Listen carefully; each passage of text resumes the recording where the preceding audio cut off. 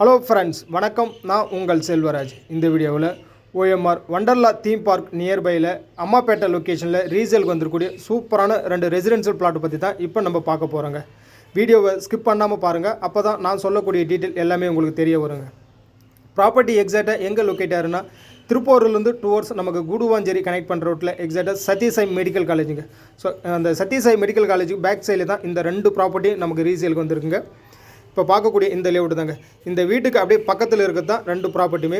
ஒவ்வொரு பிளாட்டுமே 20க்கு 30 டைமென்ஷனில் 600 square feet 2 plot இங்கே நம்மக்கிட்ட அவைலபிளாக இருக்குங்க.